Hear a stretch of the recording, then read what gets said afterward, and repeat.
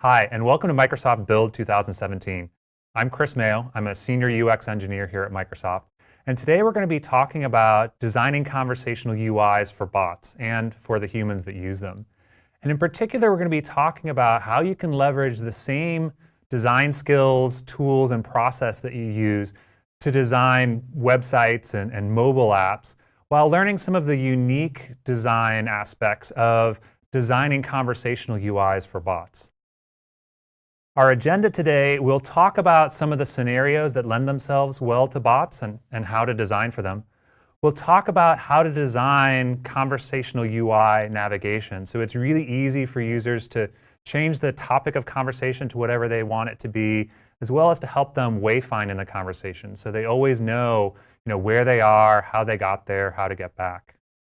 Next, we'll talk about the high-level structure of the conversation, how to design the conversational flow. So it's very easy to guide the user through a conversation to accomplish some user story.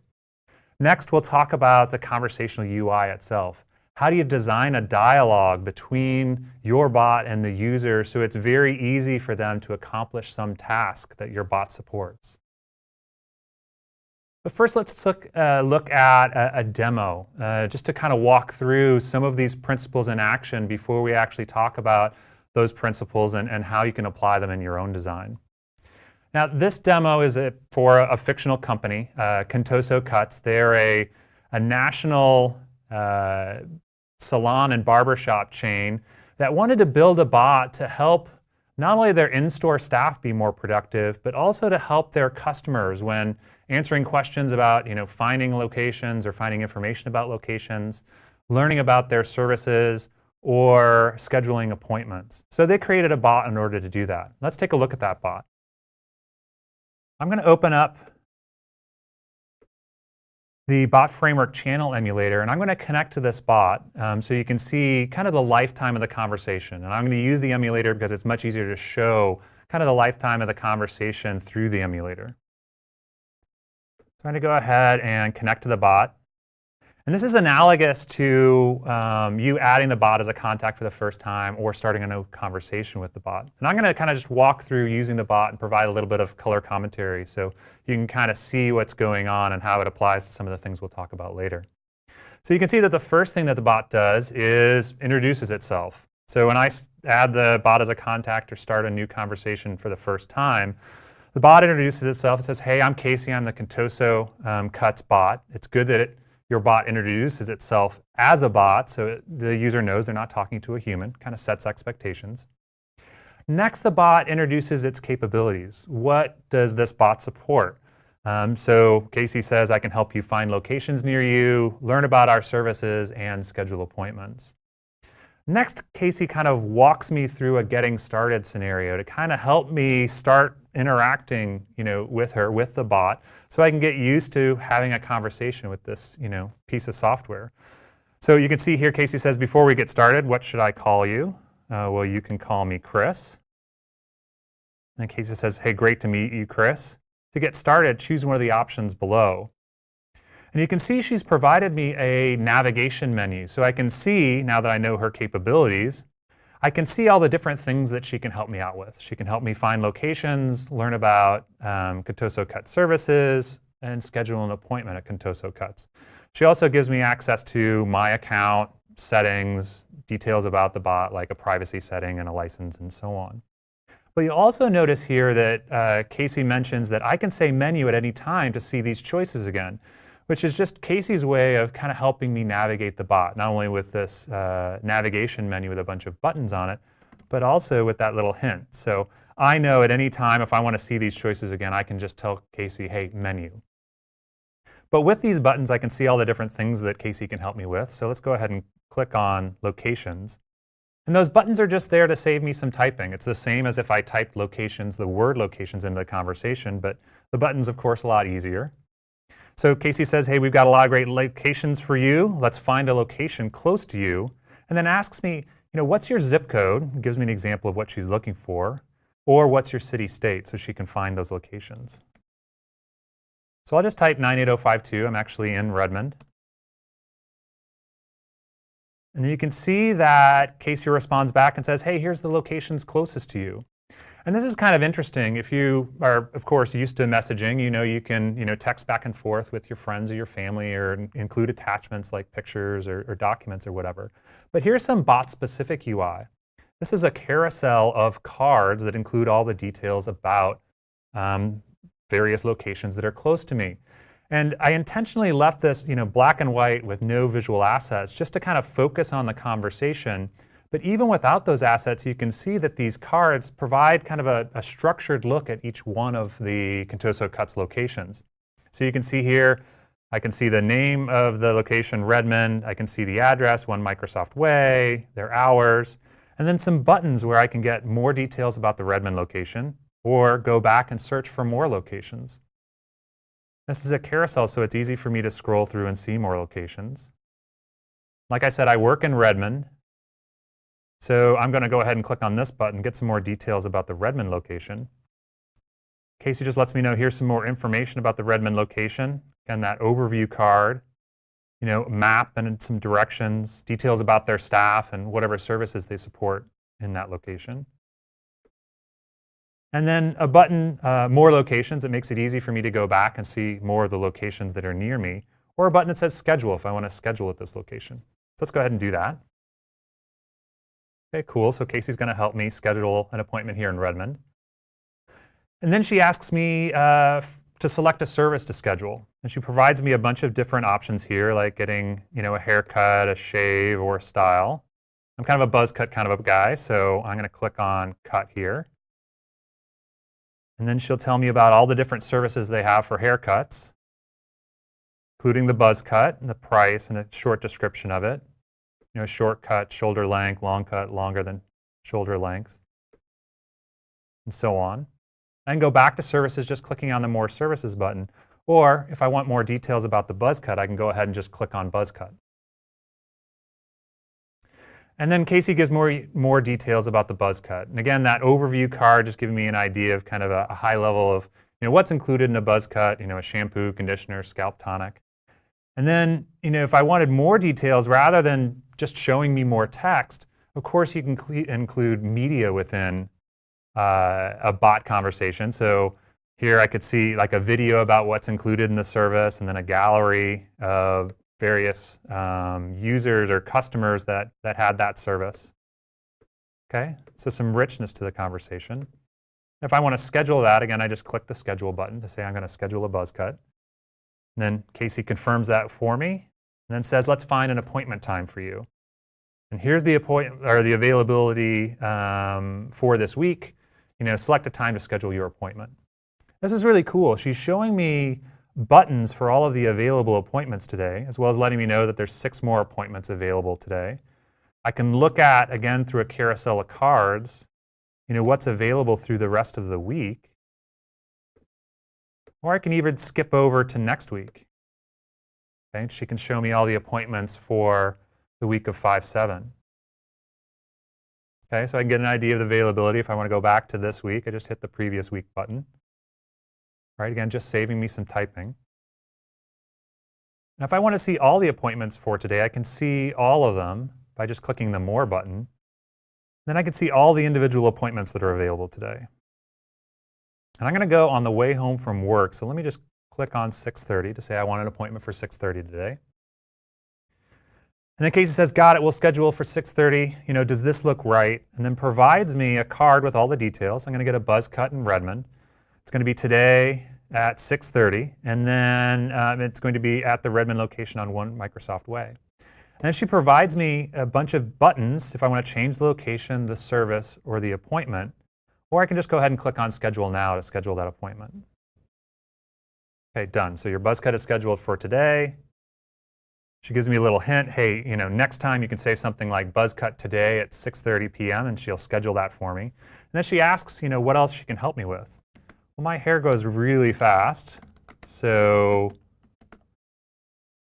let's see if Casey can just help me schedule another buzz cut for next week just by telling her what I want. And you can see she picked up on the fact that I wanted to schedule a buzz cut. She remembers that I scheduled in the Redmond location last time, So she offers to schedule in that location again, or gives me an opportunity to pick more locations. So I'll go ahead and just click schedule because I do want to schedule in Redmond. And then she gives me just a summary of what I'm asking for, the opportunity to change it. I just want to schedule that for 11:30 so I can stop by on lunch next week. And then we're all set. And again, she asked me, is there something else I can help you with? Details about locations, services, or scheduling another appointment. Cool. So let's go back into the slide deck and actually talk about how you design one of these conversational experiences like we saw in the Contoso Cuts bot. And like designing any application, whether it's a website or a mobile app, of course you want to start with sitting down in an ideation session with your stakeholders, maybe some key users, and talking about what are the goals of that app or for that release might be. Once you've established those goals, start developing user stories that the users would be able to complete in order to meet those goals. And the same applies here for bots. The only thing you need to really think about is what are some of the bot scenarios, or what are some of the scenarios that lend themselves well to bots? And working on a bunch of bots and helping teams design their first bots, I've seen a bunch of different kind of, I guess, classes or groups of scenarios. And then the first being a chat bot, where the whole purpose of the bot is to just have a conversation back and forth with the user, just to kind of keep them company or give them an opportunity of someone to talk to.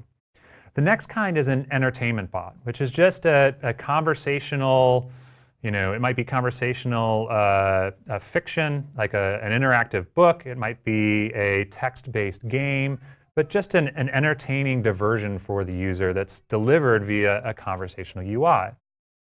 And then the last is an agent bot. And an agent bot is what we're going to be talking about today.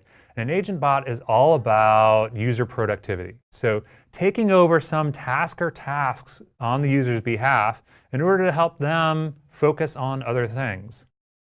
Now, when thinking about those scenarios, consider that a lot of bots are used in mobile environments, on a mobile device. Really small screen, really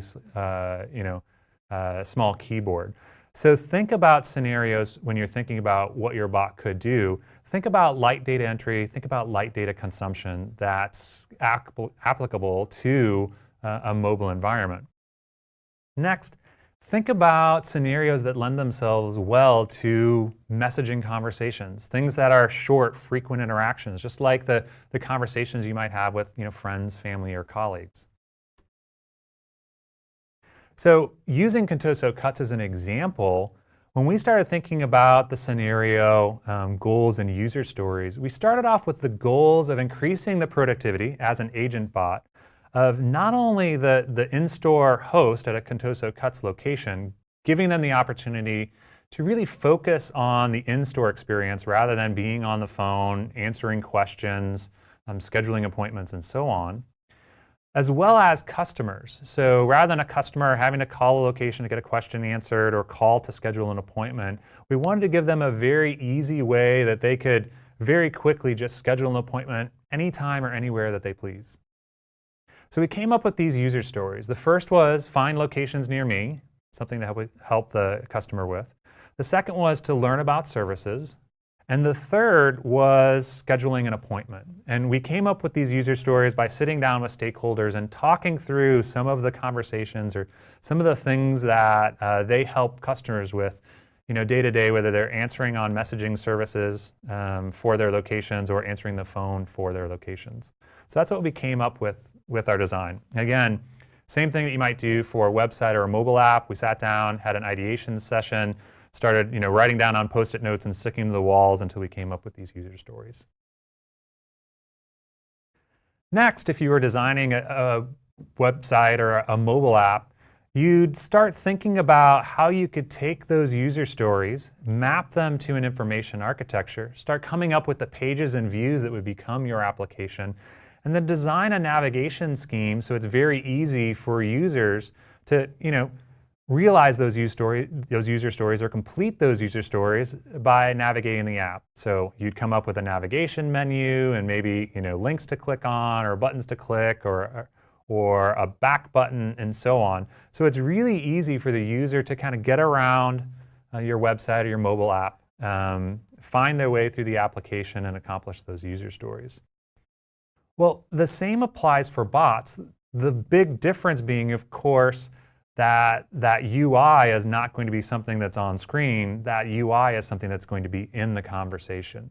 So when you think about designing navigation for your bot, really think about how the user is going to navigate the different topics of conversation that your bot can talk about. And for Casey, the Contoso Cuts bot, that was, of course, finding locations, learning about services, and scheduling appointments. And you design your navigation to support the navigation to those particular topics via global keywords, things that the user can say that changes the topic of conversation. So if the user says locations at any time in a conversation, you start a conversation about your locations. If they say services, you start a conversation about services. If they say schedule, start walking them through the process of scheduling an appointment. Now, one of the things that's kind of unique about designing conversational UI versus designing a website or a mobile app where you have UI on screen that's very discoverable, the discoverability of a bot is really something that you increase the discoverability of your UI by actually saying stuff in the conversation. There is no UI to your bot till you say it in the conversation. So for Contoso Cuts, for example, we wanted to make it very easy for users to understand how they can navigate the various conversation topics that the bot can talk about. So very early on in the conversation, we introduced that navigation menu with buttons for location, services, schedule, my account, settings, and so on. So the user could see very clearly what the bot knows how to talk about, kind of mapping those capabilities to the conversation topics. Next, we wanted to support wayfinding, the navigational concept that if users know where they are in the application, know how they got there, and know how to get back, they'll be more comfortable exploring a conversation or having a conversation with the bot. And we wanted that within the Contoso Cuts bot. You'll want it within the design and the navigation of your bot. So to support wayfinding, we introduced that concept of a menu command, telling the user, hey, say menu at any time to see this navigation menu again, to see what I can talk about as a bot. And we also did it throughout the conversation. So anytime you made a selection or made a choice in the conversation, like going from the list of locations to the Redmond location, we built in a more locations button. So you could always get back to that list of locations to take a look at a different location if the first one you chose didn't work for you. And that wayfinding just makes it really, really easy for users to control the topic of conversation and steer the conversation where they want to go. So for the Contoso Cuts bot, we actually sat down as a team and started designing the navigation for the bot. And we did that just, again, Post-it notes, Sharpies in front of a whiteboard. We came up with the navigation menu, so if you say menu anywhere in the conversation, we're going to show you all the different conversation topics you can talk to Casey about. And then we designed a navigation keyword for each one of the user stories that the bot supports. So if you say locations anywhere in the conversation, Casey will start talking to you about locations. She'll help you find one, she'll show you a list of locations, she'll show you details on any location that you might choose to want to talk about. And then she'll steer you towards scheduling at that location. We did that for services, we did that for scheduling, we did that for my account, settings, and the about conversation. Next, you'd probably start going through, if you were designing a website or a mobile app, for instance, going through kind of the UI design process. You'd start designing the layout on a grid for the various UI controls that kind of make up your UI. You do some sort of an interactive, prototype to, design the interaction within your mobile app or your website. Go through the visual design process, designing for color and visual assets and font and so on in order to represent the brand. And then design for motion in order to use motion to communicate something about the app or what they're doing to the user. Well, this is again something that's a little bit different for designing a conversational UI. Because in a bot, what you're really doing is rather than designing the layout of UI on the screen, you're designing the conversation flow itself and what you're going to say in the conversation to lead the user through that flow. And you do that in really two different steps. The first is you design the high-level structure of the conversation, so the layout of the conversation, and we call those conversation flows. So how do you guide the user from start to finish through one of your user stories? The next thing that you do is design the actual dialogue back and forth between the bot and the user to actually build the conversational UI itself. And you can really think of this as the layout, the interaction, the visual aspect, or even the motion aspect of the dialogue that you have in order to accomplish one of those conversation flows. So let's dive into that a little bit more deeply. Now, conversation flows are the structure of the conversation. They really guide the user through the completion of a user story. And you want to design this high-level structure of the conversation and review it and storyboard it, review it with your users. So your stakeholders, and so everyone's kind of agreed on, hey, we said that this user story meets, helps contribute to one of the goals of the application. Let's walk through and make sure that we can all see and agree how the user would actually accomplish that task, having a conversation with the bot. And you don't want to focus on copy just yet. I've worked on a lot of different projects where folks have gotten way too down in the weeds thinking about exactly the right text or the right copy that actually happens at a particular time within the bot, only to learn that the structure of the conversation later changes during the design process.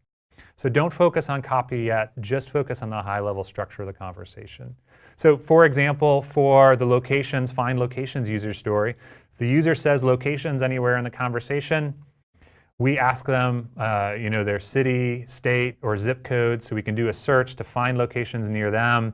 Then we show them a list of locations, give them an option to select one of those, and then give them the opportunity to schedule an appointment. So again, you can use whatever tools you're using today to do this. It can be a whiteboard, it can be Post-it notes, you can be using visual design tools, drawing tools, and so on. We just used Post-it notes for this particular example.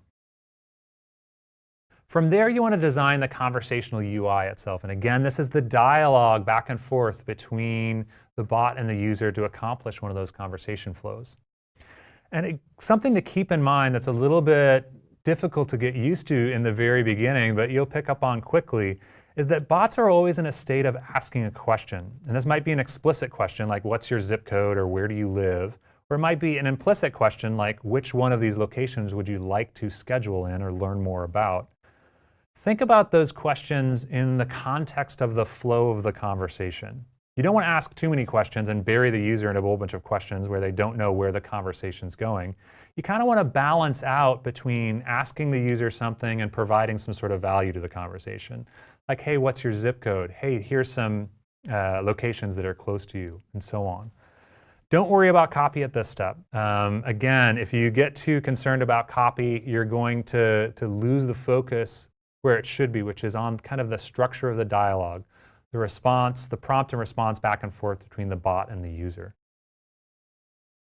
Now, if we were designing a website or a mobile app, you and I would sit down and talk out or maybe sketch out, a grid and some buttons and a list control and, a link and maybe a radio button and stuff like that.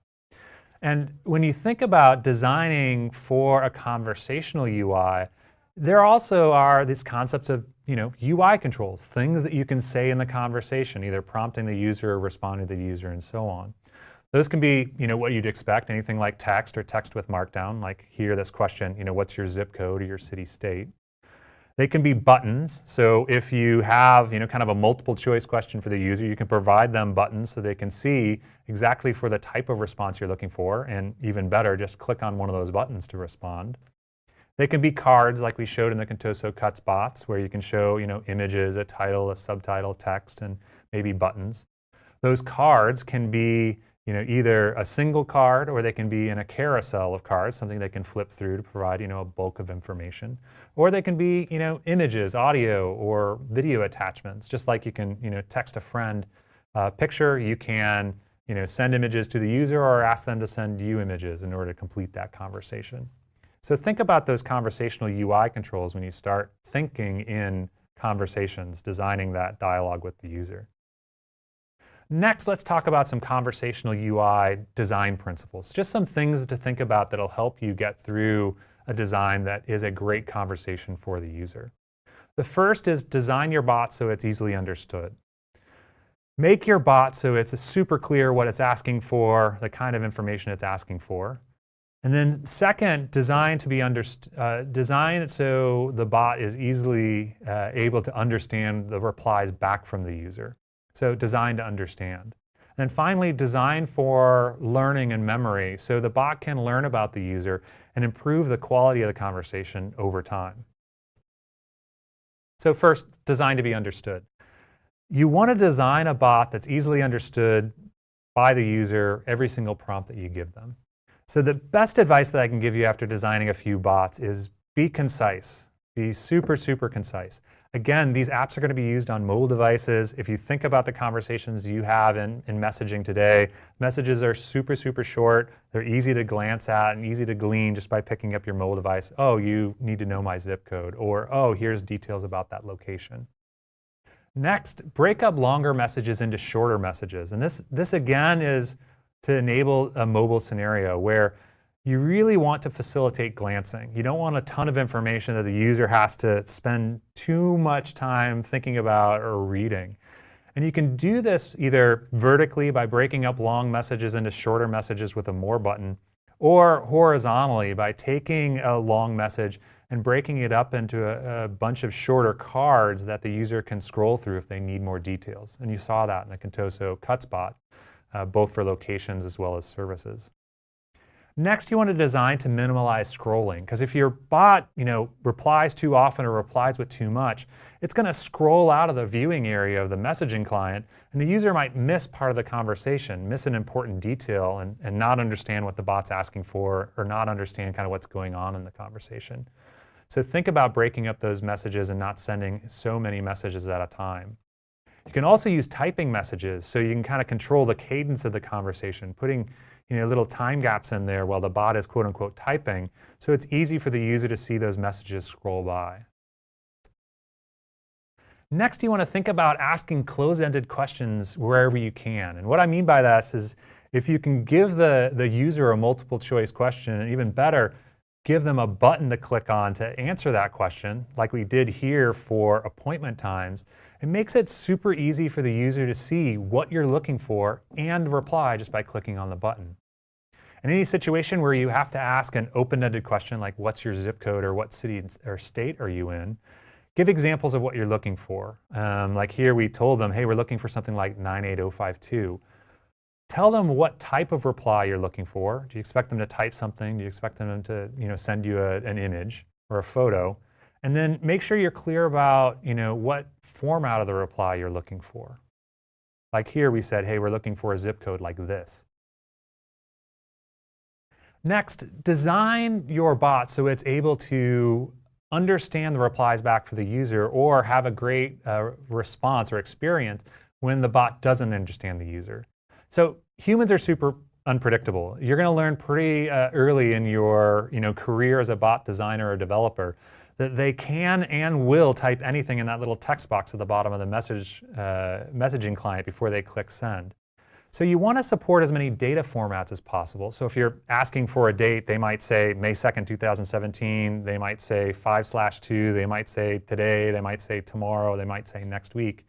The more data formats you support, the more opportunities you have for your bot to be able to parse that response and say, oh, they're talking about May 2nd. You'll want to, of course, validate every single reply back from the user, not only the type of the reply, but also the content and the format of what they give back to you, just to make sure that it's a valid response to move the conversation forward. But there are going to be situations where your bot doesn't understand the reply back from the user. So design a great do not understand scenario for each and every prompt that you send to the user. Be clear about what or why your bot doesn't understand. Be clear about what your bot does understand, and then retry the prompt. Give them another opportunity. But don't strand your users. Don't keep reprompting them and reprompting them and reprompting them, just sitting there, stuck forever asking a question that they don't understand. Retry the prompt a set number of times. 3 is a good number to start with. And then if they don't give you back something that the bot understands as a reply, a valid reply to that question, stop the conversation flow. Give them an opportunity to get in touch with a human or provide some feedback or get some support. That is just something that provides them a better experience in those situations, and they will happen, where your bot doesn't understand what they're saying. And then provide them an opportunity to start another conversation flow. So for example, in the Contoso Cuts bot, if I go back to locations and click on more locations,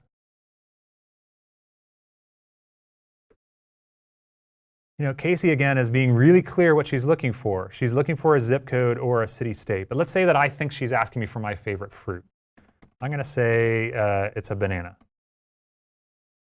Right, and of course, that's not something that Casey expected. So she's really clear with me. I'm sorry, I don't understand banana. What's your zip code? I'm looking for something like 98052, or your city and state. I'm looking for something like Redmond, Washington. I really like pears. So I'll let her know that pears are my second favorite fruit, because I think that's what she's asking me. And then Casey handled this really well. She says, hey, wow, I'm sorry that I'm having trouble finding locations near you, but I'm just a bot. Do you want to have a human contact you about this issue and give you some help? Of course, sounds great, of course. So I say yes, and then Casey offers, okay, I'll have someone message you. Again, I'm sorry that we're having problems. Is there something else I can help you with? And that's a much better experience than just being stuck in an infinite loop of the bot asking you a question and not understanding what they're looking for. So think about designing for those do not understand scenarios. Next, design your bot to learn about the user and remember things that the user tells them. Humans are really good at learning from conversations. Your friends and coworkers, they what kind of food you like and what you don't like from going to lunch with them. They know when you get to work and when you leave work and so on. A bot should learn and remember things from the conversations that they have with the user, and then use that information to improve the conversation over time. And we saw that in the Contoso Cuts bot, where after you've scheduled for a location, like the Redmond location, Casey will ask you the next time you go to schedule an appointment, hey, do you want to schedule in Redmond again? And she also gives you an opportunity to click on the More Locations button to change locations. But it's a pretty good assumption that if someone schedules in one location, they'll want to schedule in that same location the next time. So the bot should use what it knows to help the user. And this can either come from the conversation, or if you have them log into an account, information within their account. You just want to make sure you're really clear during the course of the conversation what you know about the user, how you know it, or why you know it, and then how it's being used. And give them a facility to tell the bot that they want to stop using that information or forget that information, like in a My Account section or user story. So how do we do this for Contoso Cuts? Again, we found that the easiest thing to do was to actually, design a workflow or a workflow diagram for each individual conversation, so we could walk users through the conversation, stakeholders through the conversation from start to finish, so they could kind of see what the conversation would look like in that, flow diagram. And then we went through and just an Excel spreadsheet and started writing out some rough copy, just to say, what the user knows, and then what the user says, and then what the bot says, and again, walk through with stakeholders so everyone could kind of see how that conversation would play out to actually provide the conversational UI for that user story. Once we did that, we actually went and built just a bare bones prototype. If you think about that flow diagram and that Excel spreadsheet as kind of being the wireframe of the conversation, this is the interactive prototype. So we started developing the conversation flows using placeholder copy, content, and images, just so we could sit down and for each channel that we supported for the bot and on each messaging client, we could kind of walk stakeholders through each of the user stories so they could see not only the flow of the conversation, but also the flow of the dialogue back and forth, and we can get sign off on that. Once we did that, we got started on actually developing the bot, while the copy team actually worked on finalizing all the copy. We have the conversation of the bot signed off on of the design. We have the dialogue within those conversations signed off on. We've shown a prototype. This is a good time to start thinking about copy. So one of the things you'll want to think about with your copy team is, what's the personality of the bot? How does that match the brand of the company you're building the bot for? What's the right tone of the conversation? Is it more casual? Is it more formal? Do you want to do things like use contractions, which are can't is much more informal than cannot when you say it in a conversation? Do you want to support emojis in the conversation? A thumbs up emoji feels very different to a user than just the word great. And then go through and write all the copy. Talk directly to the user. Be careful of tense as far as have versus had or singular versus plural. You don't get those details exactly quite right. They kind of break the conversational experience for a user. And then finally, think about ways that you can avoid being robotic, even though your bot is a bot. Kind of vary the way that it responds to the user, the way it prompts the user. Vary that copy so it isn't the same conversation over and over again, which can feel super robotic. And then finally, visualize or finalize all the visual design assets, both for the bot itself as well as the conversation. So the video that goes in, to the service description or the image of the map to a particular location. And then start plugging that into the bot. Okay, so that's how you design conversational UI for bots as well as the humans that use them. And again, you can leverage a lot of what you know about designing for websites and for mobile applications, the same skills, tools, and process. A lot of that you can reuse when designing bots. There's just a couple of things new and specific to conversational UIs that you need to keep in mind. And again, those are what are scenarios that lend themselves to bots. So for an agent bot, how do you increase a user's productivity and provide a great experience in a mobile conversation or on a mobile device with those short interactions that feel very conversational? How do you give the user the ability to navigate or control the topic of conversation while providing great wayfinding? So they always know how they got to that conversation, how do they get back, how do they change the topic of conversation? So a great navigational experience. Next, you want to design the conversation itself, and always start at the high-level structure of the conversation or the layout of the conversation, so you and the rest of your team can agree on how that conversation is going to flow in order to complete that user story. Next, think about the actual design of the conversation UI or the design of the dialogue itself, and use clear and concise copy so it's easy to glance and easy to consume that conversation for the user, as well as building great understanding into your bot. So there's a great experience for the user. They can type whatever they want and get the right response back from the bot. And in the situations where the bot doesn't understand, again, provide a great experience for the user. Give them the ability to get some help if your bot doesn't quite understand the response back. Okay, so call to action. Go ahead and take a look at the bot framework preview. We've got the URL right here, as well as a link to the Getting Started documentation. And then take a look at the Bot Builder SDK and the Bot Builder samples. We've got a lot of great information in there and a lot of great code that'll help you understand how to build a conversational experience. Next, go build a bot. Take a really scoped scenario, use what you've learned here today to design a conversational UI for your bot. Build it, try it out with some users, and then iterate and iterate and iterate and just improve that conversation, make that conversation better over time, add new features and so on. Bots are a really, really exciting space. Your users are going to love the experience, and I think you're going to love designing and building these conversational UIs for your users. So go out, design, build something, iterate on it. I think you and your users are going to really love it. Some related sessions to take a look at here. At Build, a lot of great sessions, some